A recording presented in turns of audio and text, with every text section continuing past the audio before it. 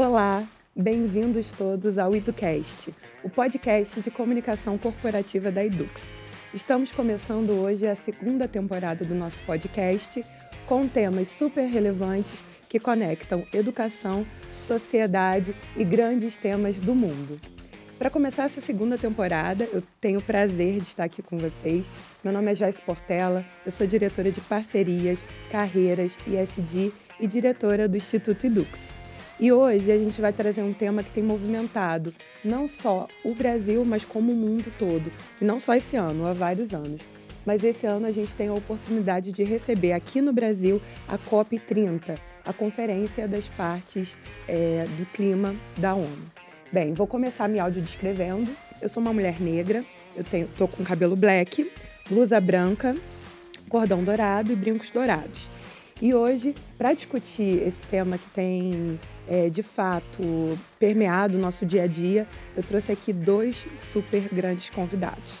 E aí eu queria começar apresentando a Larissa. Tudo bom, Larissa? Tudo bem. Bem, a Larissa Nunes, ela é coordenadora de desenvolvimento organizacional do Instituto Decodifica, organização dedicada à produção, comunicação e incidência política, baseada em dados, com foco nas realidades e necessidades das periferias. Além disso, Larissa é mestre em análise e gestão de políticas internacionais pela PUC-Rio e bacharela em relações internacionais pela UERJ. Obrigada, Larissa. Obrigada, Joyce. E a gente também vai receber aqui Adriano Remor, professor e gerente da unidade da Facilwiden, em Belém, uma das instituições de ensino do Grupo Edux. Bacharel em Direito, especialista em Direito Público e mestre em Direito Público e Evolução Social da Unesa, trabalhando há mais de 10 anos no ensino superior, com foco na inserção do aluno no mercado de trabalho. Tudo bom, Remor? Tudo bom, tudo bem. Estamos aqui muito felizes por tratar desse tema tão importante. Muito obrigada, queria agradecer imensamente vocês para falar sobre esse tema. A ideia de hoje é a gente fazer um bate-papo para discutir, explicar um pouco o que é, afinal, essa COP. A gente tem ouvido muito falar da COP, dos impactos que ela está tendo, não só nas discussões ambientais a nível mundial, mas também em toda a movimentação que está acontecendo, especificamente em Belém, da recepção aí, a gente sabe que movimenta inúmeros países, mais de 100 países participando não só das negociações, mas também vindo presencialmente, todo o impacto que está acontecendo territorialmente, mas também entender um pouco mais por que disso, né? Por que a importância dessas discussões, por que todo mundo está falando da COP. E já que a gente está sediando, está tendo a oportunidade de sediar a COP aqui no país, a gente também tem a oportunidade de trazer um pouco mais das discussões sobre mudanças climáticas que afetam tanto o Brasil, como a gente tem visto nos últimos anos, mas também a nossa oportunidade de contribuir para essas discussões enquanto país que tem nada mais, nada menos que uma Amazônia, grande parte do território amazônico no nosso país, que já foi conhecido como pulmão do mundo, mas hoje a gente sabe que é basicamente o climatizador do mundo, a Amazônia, e ter uma COP acontecendo dentro da Amazônia é um super presente para a gente, mas eu acho que mais ainda para o mundo, né, que vai poder participar. Bem, então eu queria começar com a Larissa. Larissa, eu ia te pedir para falar um pouco para o nosso público, afinal, o que é a COP, né? O que é essa Conferência das Partes? O que está sendo discutido? Por que está sendo tão falado? Conta um pouquinho para a gente. Em primeiro lugar, gostaria de agradecer ao convite.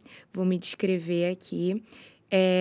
Eu sou uma mulher negra de pele clara, meu cabelo é cacheado, tenho umas luzes loiras, eu estou vestindo um conjunto verde e brincos dourados. Então, vamos lá. O que é a COP e para que ela serve, né? Como você bem trouxe, é um assunto que está sendo bem falado por conta da gente receber a COP30 esse ano aqui no Brasil. Mas, basicamente, a COP significa Conferência das Partes, que também é conhecida como a Conferência de Clima da ONU. O das Partes significa os países que assinaram a Convenção Quadro da ONU sobre Mudança do Clima, que vocês podem ver em algum lugar aí uma sigla, o NEFCCC, UNFCCC. Então, essa sigla, ela significa essa Convenção Quadro.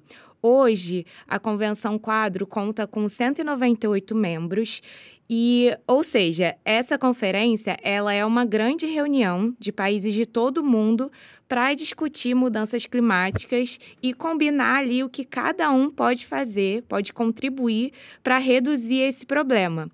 E aí, trazendo assim para uma linguagem um pouco mais simples, acho que a gente pode imaginar uma grande mesa em que todas as nações elas se sentam ali uma vez por ano para conversar, discutir e negociar o que cada um pode fazer para a redução à poluição que aquece o planeta, além também de decidir como que financia essas ações contra a crise climática, para diminuir os impactos dos desastres ambientais, como secas, enchentes e deslizamentos.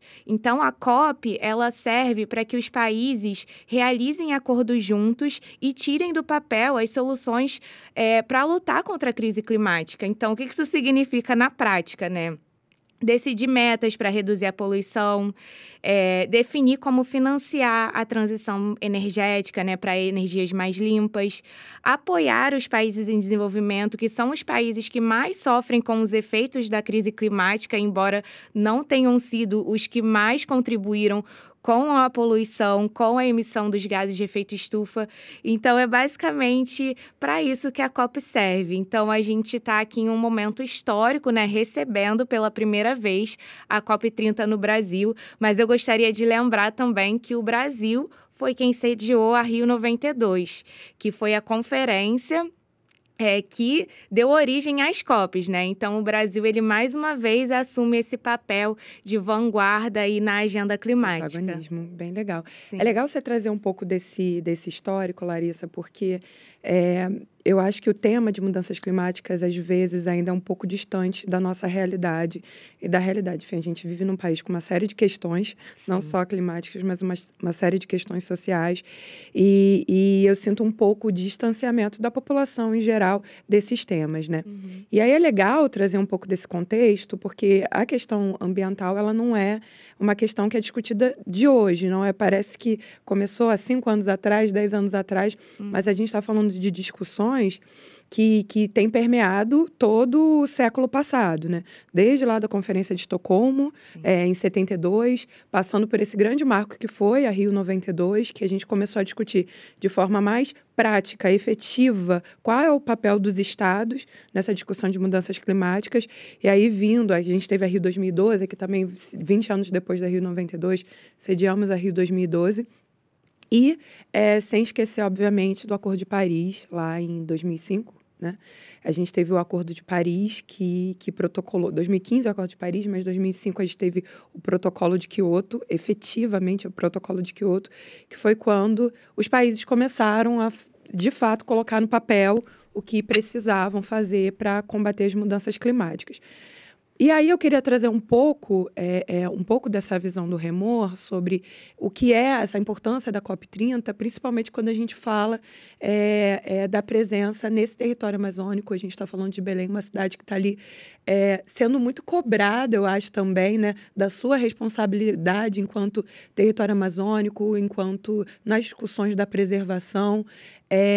E agora tem a oportunidade de sediar, eu falei mais de 100, mas são, como a Larissa mencionou, 198 países discutindo ali no coração da Amazônia. Como tem sido para vocês, Remor? Bem, inicialmente eu gostaria de agradecer o convite e dizer que é uma honra participar desse projeto. Vamos discutir um tema muito importante, não só para o mundo, para o Brasil, mas sobretudo para a Amazônia, para Belém do Pará. Eu vou me audiodescrever. Eu sou um homem branco, cabelos pretos, cortado curtinho, né? Uso um óculos e estou com uma camisa clara em tom lilás e um fone de ouvido. Falando de Belém, né, de Amazônia na COP30, a gente vê que o Brasil está na vanguarda já dos temas que envolvem os acordos climáticos, muito bem lembrado, a Rio 92. E, enfim, estamos aí dando continuidade a essa tratativa, talvez num dos locais do mundo mais significativos. Quando a gente vem trabalhar clima, quando a gente vem discutir esse tema, a gente precisa envolver a floresta amazônica, né? E envolver a floresta amazônica não olhando de fora dessa vez, né? Olhando por dentro da floresta amazônica, literalmente dentro dela, discutindo aqui em Belém. Eu costumo falar que o povo da Amazônia, né, e eu com muito orgulho, eu sou paraense, sou belenense, amo essa cidade, amo esse povo, essa cultura.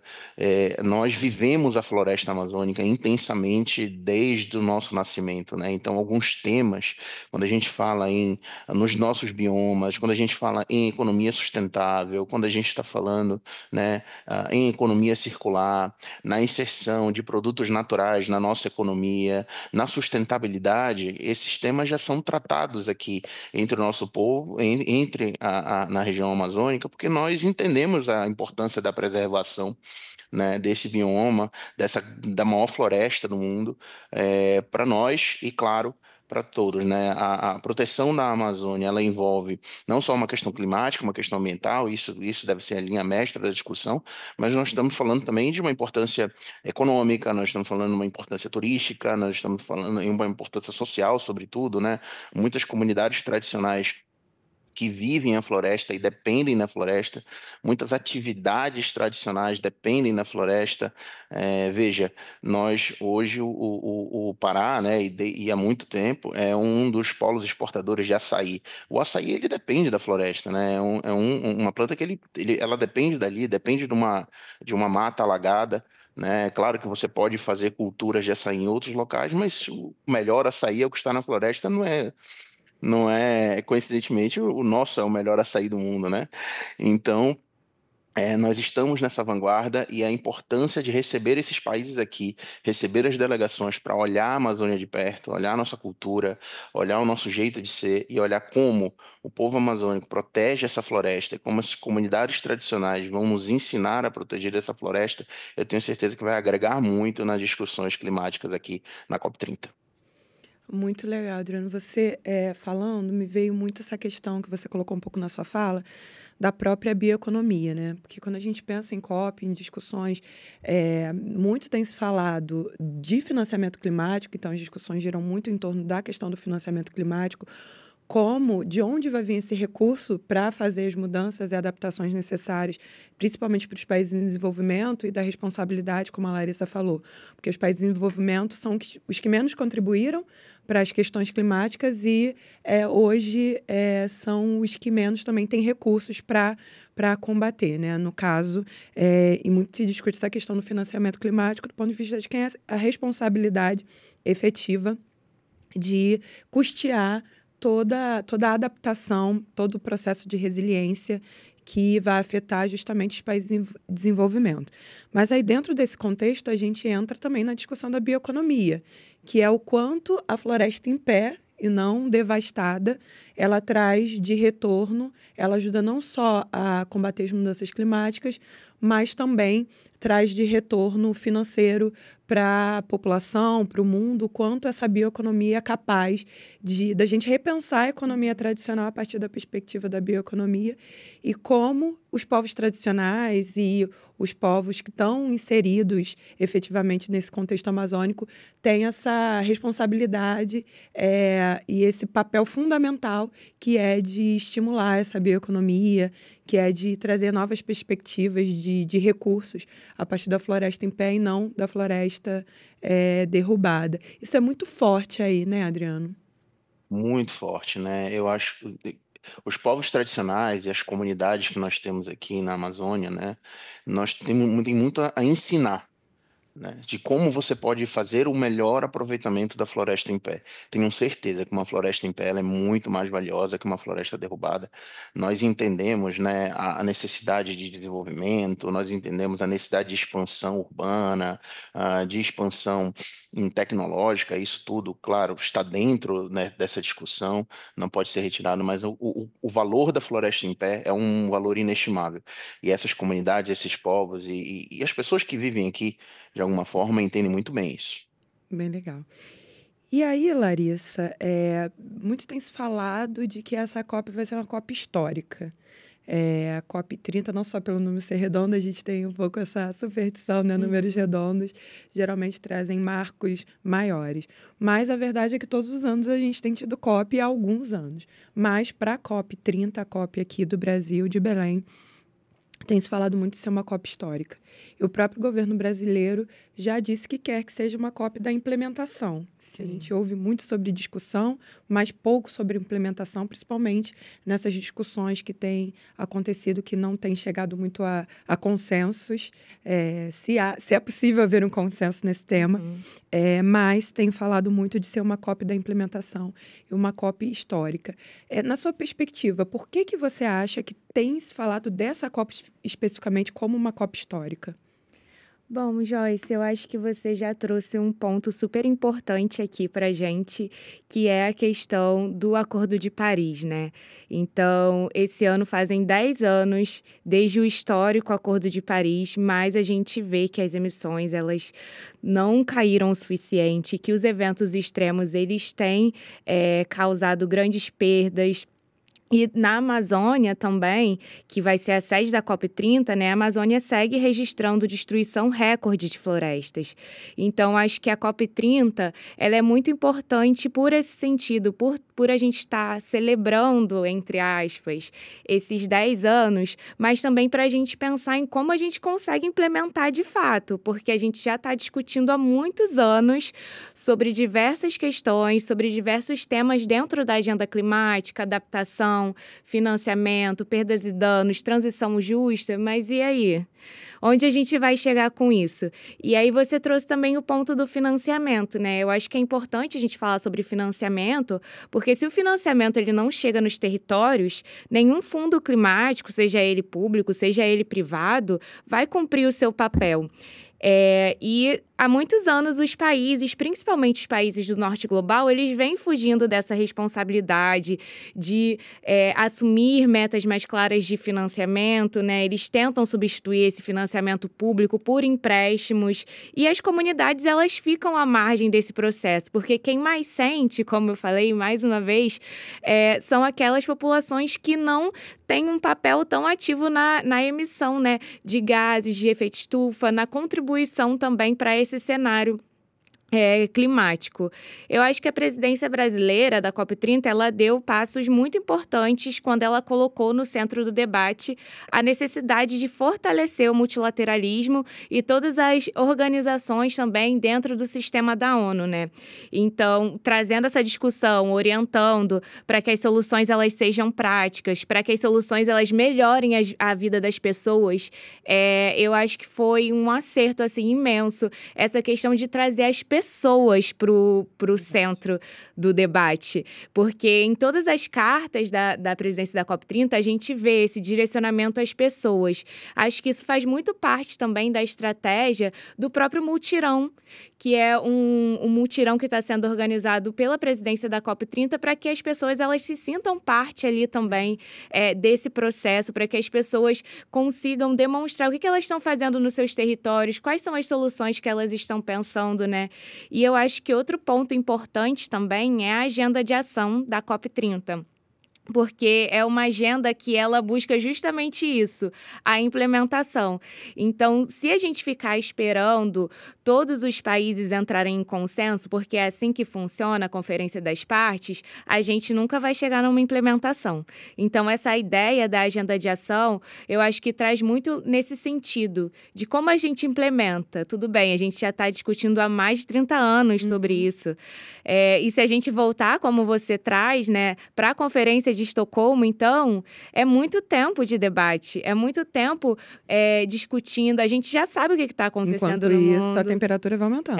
Enquanto isso, e as populações mais vulneráveis vão sofrendo também. E o último ponto que eu queria trazer aqui é sobre participação social. Eu acho que tem uma grande expectativa nessa COP30 em relação à participação social, porque nas últimas 3 COPs, por terem sido sediadas em países mais autoritários, a gente não teve essa participação social.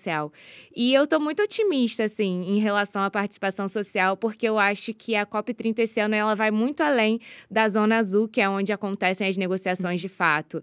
Tem a Zona Verde, onde vão acontecer eventos que a população não precisa também de credencial. Tem várias casas em Belém já com programação. Então, eu acho que, nesse sentido, a gente sabe receber, sim, grandes eventos. A gente sabe promover essa participação social. E acho que ficou um exemplo muito claro disso também ano passado, no G20, né? Que era um fórum super restrito, mas a gente teve o G20 social, que contou aí com uma participação imensa da sociedade civil, né? Então, a minha expectativa é que essa COP seja a COP da participação social. Ai, que ótimo. Então, já fica um bom gancho aí para o Adriano falar, que está lá, que está vendo toda essa movimentação. De fato, a participação social vai ser o grande diferencial dessa COP, Adriano? Eu tenho essa expectativa também, né? A gente vê que desde quando foi confirmada Belém como sede da COP, né, a cidade vem vivendo a COP 30, né? Então nós iniciamos uma série de obras de infraestrutura, obras de melhorias em alguns pontos turísticos, a readequação da rede hoteleira, por exemplo, né? Então, Belém está preparada hoje para receber a COP30, a população está preparada para receber a COP30, a população quer esse protagonismo, a população quer ter local de fala, quer ter momento de fala, vem escutar também aquilo que nós precisamos escutar, afinal, nós temos alguma responsabilidade, né? É uma cidade que está recebendo um evento desse tamanho, ela tem alguma responsabilidade, ela precisa demonstrar esse legado, e esse legado passa muito por essa troca de saberes entre as pessoas que vêm nos visitar e o nosso povo que está aqui, né, o povo amazônico como um todo. E sim, teremos uma grande COP, teremos um evento incrível, a população vai participar, e eu falo de não só uma população acadêmica, nichada, não, nós teremos um envolvimento mesmo da cidade, vários núcleos estão preparados, né, para debater o tema da COP30 e todos eles têm igual importância no assunto. Legal. É legal vocês trazerem essa questão das pessoas no centro e como o Brasil está capitaneando esse lugar de colocar as pessoas no centro, porque no final do dia, quando a gente fala de mudanças climáticas, a gente está falando de um mundo resiliente para que as pessoas habitem nele, né? Hoje, no Acordo de Paris, a meta era não passar do 1,5, o aumento de 1,5 grau na temperatura média global. A gente já está muito próximo disso e se discute muito também a questão do ponto de não retorno, né? Que momento a gente vai chegar num nível de aquecimento global que a gente não vai conseguir reverter mais as mudanças climáticas. E nesse ponto a gente está falando especificamente sobre o mundo habitável. A gente já tem ilhas inteiras que já desapareceram no mar por conta da elevação do nível dos oceanos, por conta de derretimento das geleiras e toda essa questão. A gente não precisa ir longe, a gente tem acompanhado, enfim, as tragédias do Rio Grande do Sul que aconteceram aqui, como a população sofreu com isso, também decorrente muito dessas questões, e muito decorrente também, que é um ponto que é muito discutido na COP, que é a questão da adaptação, que é como os países, principalmente os países em desenvolvimento, vão estar prontos partindo do princípio, sim, vamos ter mudanças, já temos mudanças climáticas e vamos sofrer com essas mudanças climáticas. O ponto é, quem está mais preparado para ser resiliente a essas mudanças, né? Quais os países vão sofrer menos ou mais com o aumento, com a elevação dos oceanos? Quais os países vão sofrer menos ou mais com o aumento das tempestades, com o aumento das secas em algumas regiões? Então, quando a gente fala de adaptação, a gente está falando muito disso, de estar preparado, que é um ponto de discussão da COP, de estar preparado, os países estarem preparados. E as pessoas estão no centro dessas discussões. Quem vai debater o planejamento público para essas questões são as pessoas, são os povos, assim como as pessoas estão no centro das discussões quando a gente pensa em justiça climática. Porque, querendo ou não, quando a gente fala, por exemplo, de mudança da matriz energética, a gente ainda tem uma grande parte da população trabalhando com matriz fóssil. Então, onde essas pessoas vão trabalhar a partir daí? Onde a gente vai realocar? Então, tem uma questão central das pessoas que a gente precisa trazer e precisa discutir.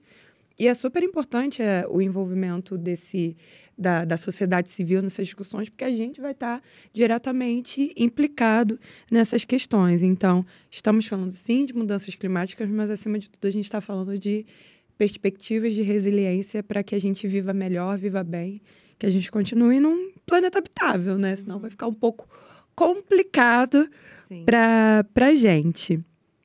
Enfim.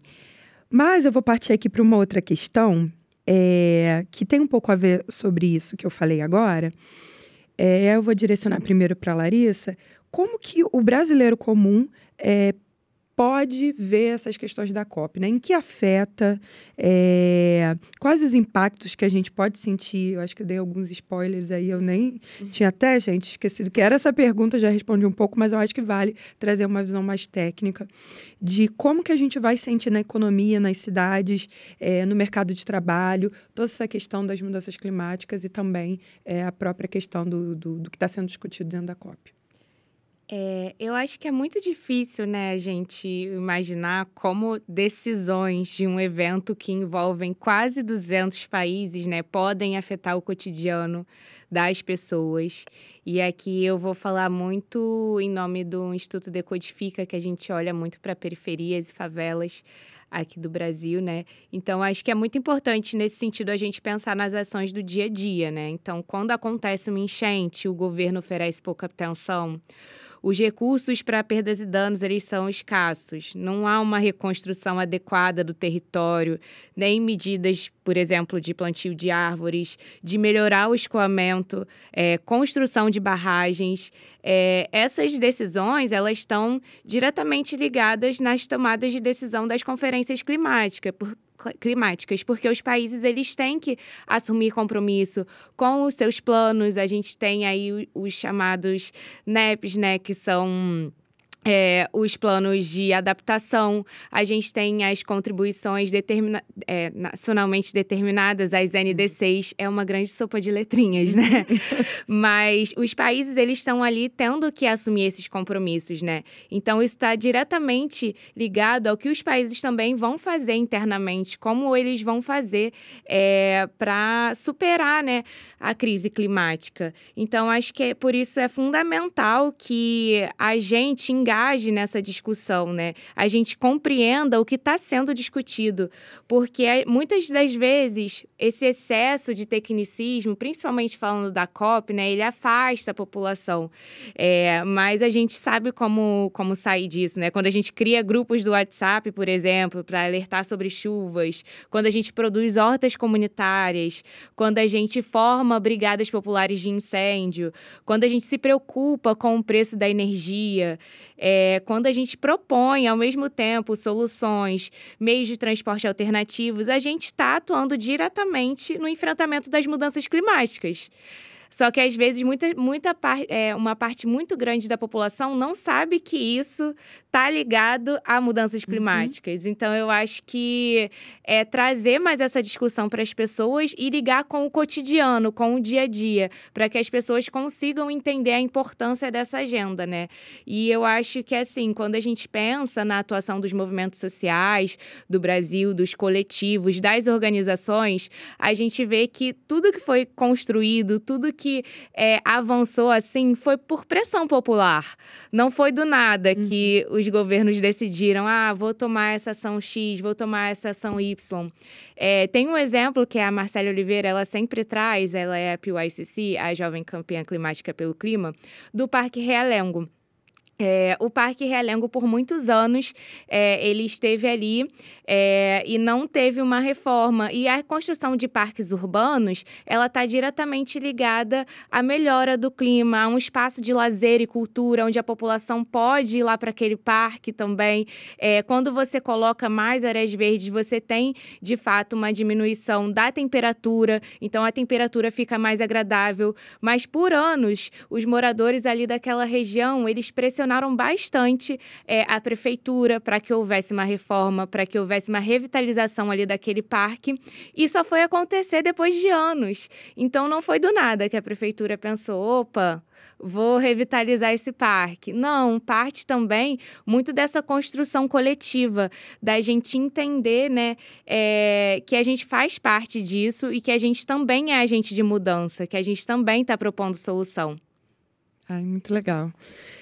É bom a gente chamar essa responsabilidade, né? Não tá afastado dessas discussões. Aqui no Rio, a gente vê muito essa questão do microclima. Você citou o Parque de Realengo, eu sou da Zona Oeste do Rio, onde fica Realengo, mas hoje em dia eu moro em Copacabana, e aí quando eu faço esse trajeto para ir visitar meus familiares até minha casa, a gente percebe claramente as diferenças de microclima, dependendo da região ser mais arborizada ou não. Então, às vezes, a gente pode associar a uma coisa muito distante de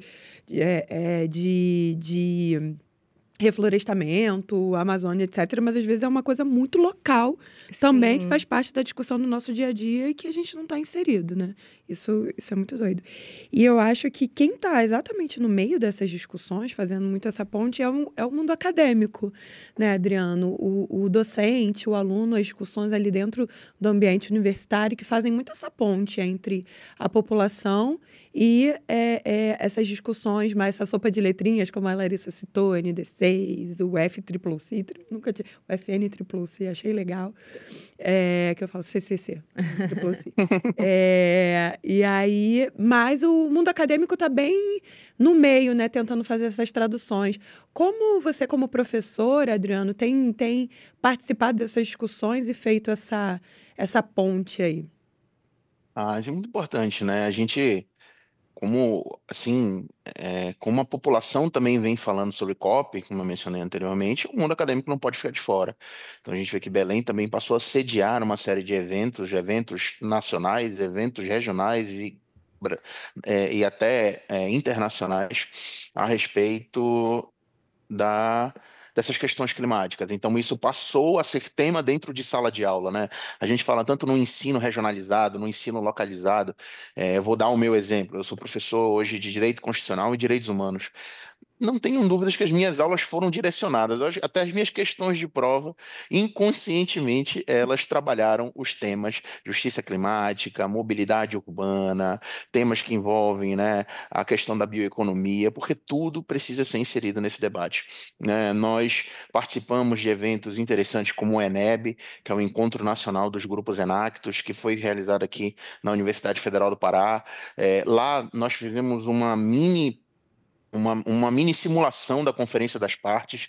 Então, o tema vem sendo tratado pela academia com muita seriedade, e esse legado que vai sair da academia, eu tenho certeza que vai se juntar ao legado das discussões políticas, vai se juntar ao legado das discussões sociais, para a gente ter aí um bom plano de trabalho para poder implementar, né? A COP 30 precisa ser efetiva, não só no momento do evento, né, ali de 10 a 21 de novembro, mas também principalmente no pós-evento, e a academia tem um papel fundamental nesse processo.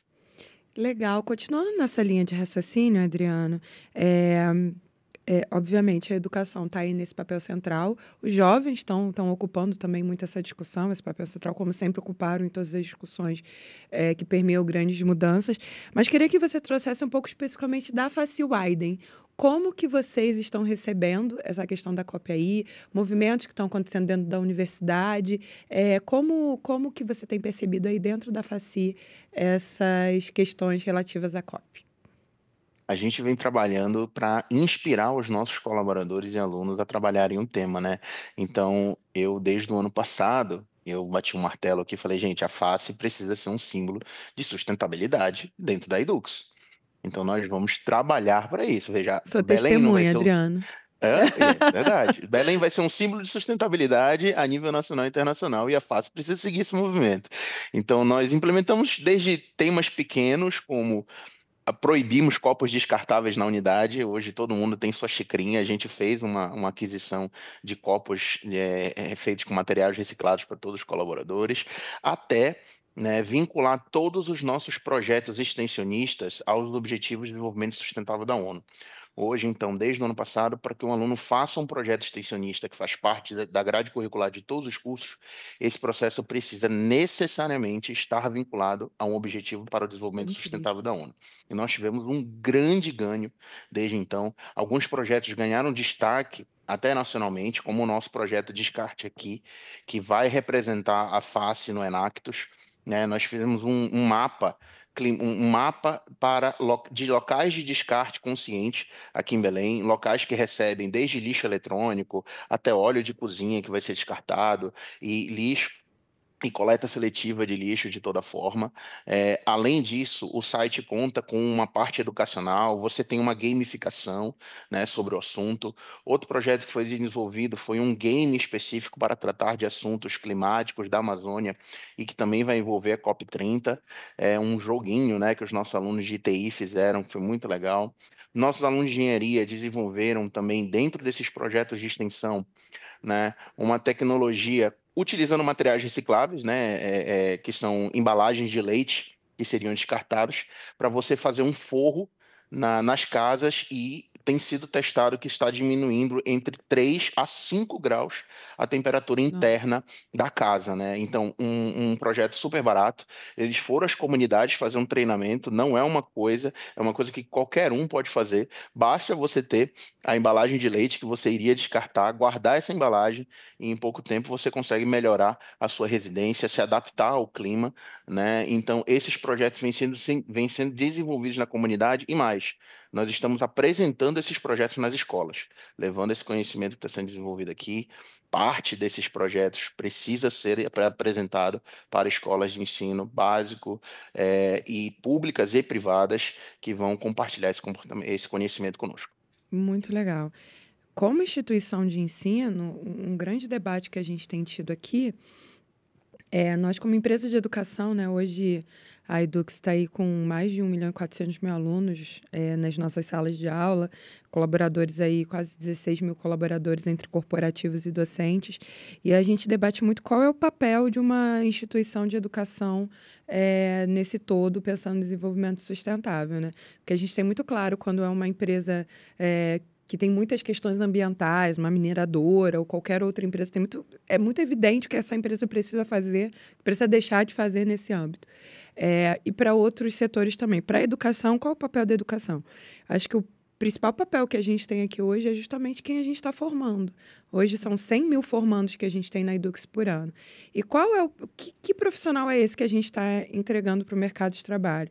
Porque hoje não existe um curso, uma graduação que forme um sustentabilista. Não existe isso. Eu trabalho com sustentabilidade há 16 anos, eu sou formada em comunicação.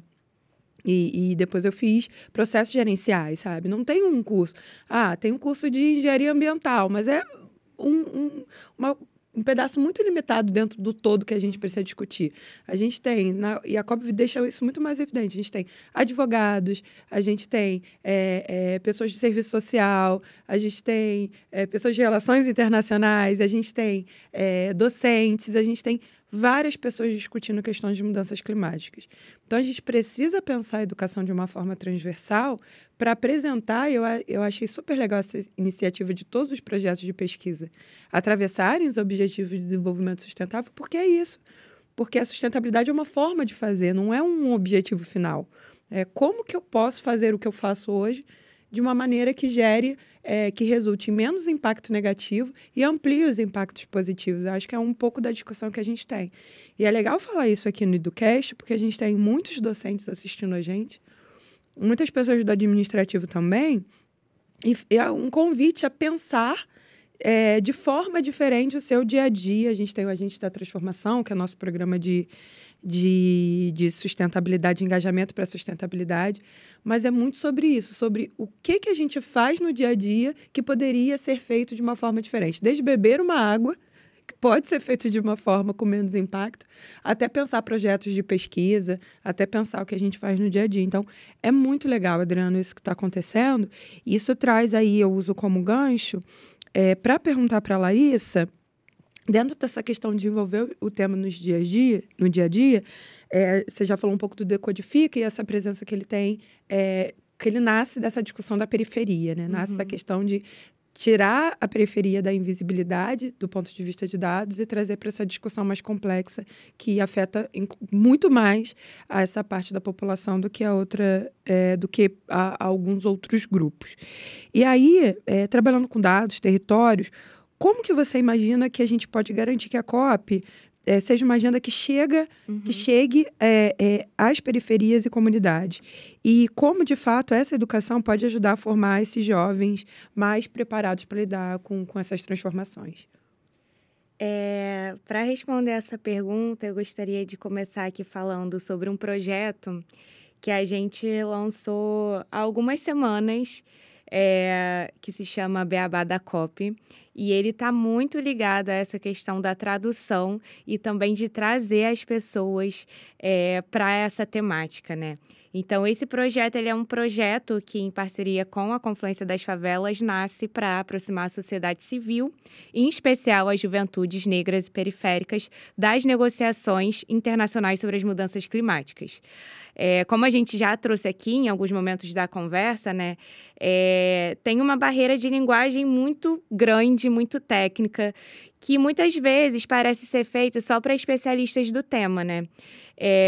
Tem muitas siglas, eu trouxe aqui o exemplo do Sopa de Letrinhas, porque a gente usou justamente isso para explicar as siglas dentro desse beabá, né?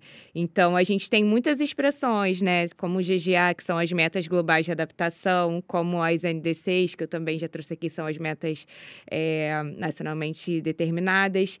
E a gente viu que tinha um gap muito grande entre a população que sabia que a COP ia acontecer e a população que realmente não sabia o que significava COP.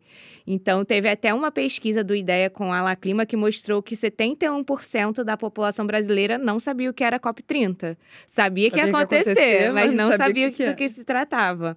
E eu acho que é importante a gente frisar aqui que no Brasil, né, a crise climática, ela se soma às desigualdades sociais, que limitam também o acesso das populações, principalmente aquelas que estão em territórios periféricos e favelados, à informação e aos canais de decisão. E aí, de novo, volto na questão de que, embora essas populações elas sejam as mais impactadas pelos desastres climáticos, ao mesmo tempo são elas que têm construído essas soluções coletivas nos seus territórios, né? Então, a gente pensou no Beabá da COP, que é uma cartilha em formário de glossário popular, para traduzir essa linguagem complexa da governança climática em explicações mais simples e acessíveis, para, assim, trazer para perto essa juventude que está ali começando a entender também esses processos, quer saber como se engajar, quer contribuir na luta contra a crise climática e, por muitas vezes, não tem muito esse acesso, né? Então, a nossa proposta com o Beabá da COP é criar essa ferramenta para facilitar que a participação periférica na COP ela seja fortalecida, né? Que a voz das comunidades e juventudes ela seja um papel central na construção dessas soluções locais e transformadoras, pensando na COP30. Mas aí eu queria trazer também aqui mais 2 programas que a gente está levando para a COP30 e eles estão também bem relacionados à educação, né? A gente tem um programa chamado Manas, que é um programa de capacitação para lideranças, mulheres e meninas jovens entre 16 e 24 anos, majoritariamente vindo de favela e periferia, onde essas meninas passaram, né, por uma formação em geração cidadã de dados, que é uma metodologia que a gente segue, uma metodologia de participação social, né, sobre justiça climática. Então, nesse ano, a gente vai conseguir levar 3 manas para a COP30, para que elas consigam acompanhar ali as discussões. E esse projeto ele é feito também em parceria com outra organização de Belém, que é a Mandi. Então, a gente pensou muito nesse intercâmbio, assim, entre essas jovens lideranças ali, que estão à frente também, né, de toda essa discussão. E aí eu queria trazer um dado aqui, como você falou, a gente é um instituto que preza muito pelos dados, né, a gente entende os dados como uma ferramenta muito valiosa, que, de acordo com um estudo do Brookings Institution, para cada ano adicional de educação que uma menina recebe, a resiliência do seu país para desastres climáticos pode aumentar em 3,2 pontos.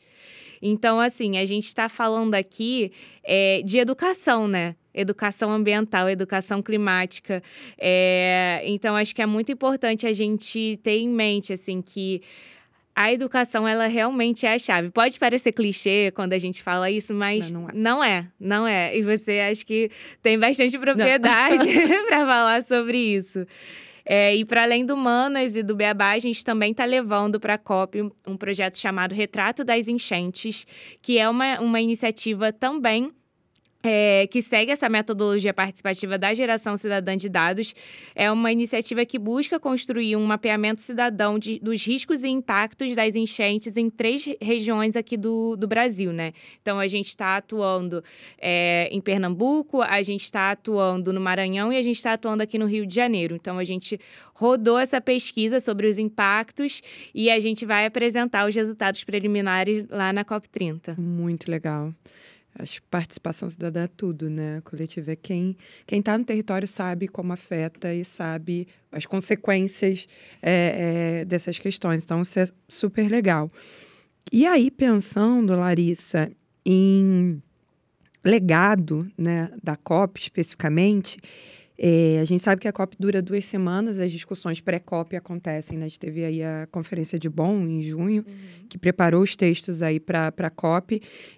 As discussões ali na Zona Azul, que pretendem formar esse documento, elas duram 2 semanas, né? Durante as 2 semanas. Mas os efeitos vão seguir por anos, né? A gente vai estar discutindo até a próxima COP, essa COP, e espero que seja uma COP tão transformadora que, de fato, seja discutido por anos. O que você acha que deve, de fato, se transformar nesse cenário climático, global e brasileiro, assim? Tem os mais otimistas, tem os mais realistas, não vou falar pessimistas, mas o que você acha que deve vir, de fato, de mudança concreta em cenário climático? Eu acho que assim, em primeiro lugar, eu sou otimista. Ai, Eu que bom. sempre vejo o copo meio cheio. Como eu já trouxe aqui, eu acho que um grande legado da COP30 vai ser realmente a participação social. Eu acho que isso pode mudar aí os rumos das próximas conferências das partes. Eu acho que a presidência brasileira ela tem lutado muito para deixar esse legado, tanto de participação, quanto também o legado do mutirão, esse legado de reunir as pessoas, da gente agir antes do consenso, porque, como eu falei anteriormente, para chegar num consenso entre 200 países é um processo lento. É um processo que, naturalmente, depende de muitos fatores e, muitas vezes, esses fatores estão também relacionados aos interesses dos próprios países, né? Então, é interessante para o Norte Global financiar países do Sul Global, países que estão em desenvolvimento? Não acho que seja. Mas, ao mesmo tempo, eles têm essa responsabilidade histórica, porque eles foram os que mais emitiram. Mas eu acho que essa discussão, então, ela fica para a gente pensar em como a gente pode construir esse legado através, né, de não esperar o consenso, em pensar em como a gente pode agir antes, como a gente pode agir coletivamente. E eu acho que é importante dizer que o Brasil ele vai continuar na presidência da COP até o ano que vem. Do mesmo jeito que a presidência da COP29 de Baku está caminhando com a presidência brasileira, o Brasil vai caminhar junto também. Então, eu acho que o próximo ano vai ser muito importante para isso também, para continuar fortalecendo todas essas redes. A gente tem aí o mapa de Baku a Belém, né, que é uma grande expectativa da COP quando a gente pensa em financiamento climático. Então, acho que ele também vai se perdurar. Mas, pensando no cenário brasileiro, eu acho que essa grande mobilização e, de novo, com a participação social, ela pode se transformar nesse sentido. Eu penso que no sentido do mutirão mesmo, no sentido da gente se reunir e não deixar que a COP30 acabe e a gente não continue essa discussão. Virar essa chavinha do esse é um problema meu também, né? Sim. E que perdure. E localmente, Adriano, como que você espera que esse legado reverbere aí, tanto em termos territoriais, como em termos de mercado de trabalho, pensando no nosso estudante? Qual o legado que você espera? Que a gente tá vivendo uma expectativa por esse legado, né? Primeiro, a cidade em si, ela ganhou, né, um desenvolvimento urbano muito significativo. Então, a gente teve algumas obras estruturantes interessantes, de macrodrenagem, de saneamento básico, revitalização de áreas verdes, de áreas de lazer, né? O Parque da Cidade, onde vai acontecer ali a Blue Zone e a Green Zone, é um exemplo disso, né? É um parque que foi feito para o evento e ficará de legado para a população. Os nossos pontos turísticos foram revitalizados, estão prontos para receber os nossos visitantes. Eu sou muito otimista em relação ao legado. Desde quando a COP foi anunciada para Belém, muita gente duvidou da capacidade da cidade em receber esse evento. Até pouco tempo atrás ainda se discutia se Belém está pronto ou não. E Belém está pronta. Belém está pronta. Belém acabou de receber um Círio de Nazaré, né, que sediar, que é sempre a sede, né? Um Círio de Nazaré com público recorde, aproximadamente entre 2,6 e 3 milhões de pessoas passaram por aqui no Círio de Nazaré, foram as procissões principais. Então Belém está pronta para receber nossos visitantes. Será uma cidade que vai acolher muito e que vai ensinar muito, né, a quem vir aqui. Tenho certeza que vai sair transformado. Isso é um legado. O outro legado é para nós, enquanto educadores. A gente fala muito em educar para transformar, né? É o nosso Uhum. propósito aqui na Indux, e nós vamos transformar, sim, transformar as pessoas pela educação. Essa troca de saberes entre a população é muito importante, por isso que a população ela precisa estar no centro da discussão, né? O povo precisa estar no centro disso. Então, essa troca de saberes vai gerar um legado. Eu tenho certeza que a FACE também terá um legado. Nós vamos transformar os nossos projetos de sustentabilidade em projetos permanentes, não tem mais volta, né? Desde da nossa vinculação às ODSs até a parte da sustentabilidade no campus. Vamos ter aí a entrega, né, para algumas pessoas que vão estar na COP, de um sabonete que foi elaborado com óleo que seria descartado, e os sabonetes estão cheirosíssimos, gente. Quem tiver a oportunidade de ver aqui e receber uma latinha vai gostar bastante. E trabalhar, formar um profissional que tem um viés de sustentabilidade, independentemente da área que ele vai trabalhar, para que ele fique pronto para o mercado de trabalho. Eu acho que é isso que a gente vai trabalhar e tenho certeza que vai desenvolver a nossa instituição e a nossa região como um todo. Ai, muito legal. A gente, ai, que papo bom, gente. A gente está aqui caminhando para o final do nosso Educast. Eu acho que ficou muito claro para todo mundo quais são as discussões que vão acontecer durante essas 2 semanas. A COP acontece na semana que vem. Eu vou estar aí, tá, Adriano? Eu chego aí no dia 11 para participar de algumas agendas. Espero conhecer a face também. E para terminar, para encerrar aqui do cast, eu queria ouvir de vocês uma frase que vocês gostariam que quem assistisse aqui o podcast com a gente levasse no coração para as próximas semanas que vêm por aí enfim, para a vida, né? Se a gente está falando de um legado, a gente quer falar aqui de um legado permanente. Queria, então, ouvir de vocês um recadinho final. Começar com você, Larissa? Podemos começar. Eu espero que a COP30 ela seja a virada do discurso para a ação e que a participação social volte a ser um dos principais marcadores dessa COP, assim como a gente fez no G20 ano passado. Legal. Adriana? Eu espero que quem nos escute adote uma postura de ser sustentável. Eu acho que essa é uma lição que a gente pode ter no nosso dia a dia. Ser sustentável, você faz isso no seu dia a dia, desde a escolha como você vai tomar o seu café da manhã, fazer suas refeições, descartar o seu lixo. Então, acho que todos nós podemos praticar a sustentabilidade. Se todo mundo se reunir, nós formaremos aí uma comunidade mais sustentável que vai melhorar em muito nosso planeta. Maravilha. Acho que se eu fosse deixar um recado final, eu pediria que cada um que estivesse assistindo, de fato, mergulhasse nessa COP. Que procurasse entender, procurasse se informar, procurasse entender o que te cabe como parte desse todo. Não achasse que é uma agenda de terceiros, que representantes do país vão estar lá discutindo, mas é, de fato, uma agenda individual, a nível do que, como o Adriano falou, que a gente faz no nosso dia a dia, como a Larissa falou, que a gente faz como comunidade, e juntando tudo isso, acho que a gente consegue aí construir passos para de fato, um mundo melhor. E acredito muito que a educação é central para essa discussão. Então, a gente tem um papel fundamental, enquanto colaboradores, docentes da Edux, de fazer essa história virar. Então é isso, queria agradecer imensamente, foi muito bom conversar com vocês. Larissa, muito obrigado ao Instituto Decodifica por participar desse debate. Peço a vocês que sigam o Instituto Decodifica, a página, acompanhem os trabalhos que estão sendo desenvolvidos lá. Adriano, também te agradeço aí toda a parceria esse ano com o time de ESG aqui da gente, as várias ações que a gente fez aí junto com a FACE, que a gente vai continuar fazendo. De fato, o trabalho que você está desenvolvendo aí tem sido exemplo e vai ser cada vez mais para a gente aqui, enquanto área de ESG, para as outras unidades, para todo o nosso ecossistema Edux. Então, muito obrigado pelo trabalho que você tem desenvolvido e pela participação aqui do nosso podcast.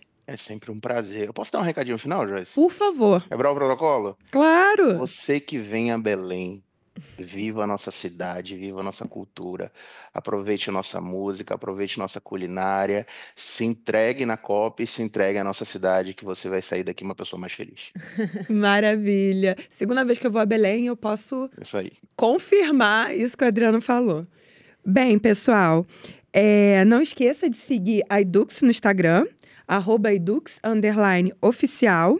Esse foi o primeiro episódio da segunda temporada do nosso podcast, então fique atento aos próximos episódios do EduCast. Muito obrigada a você que esteve com a gente até o final. Tchau, tchau.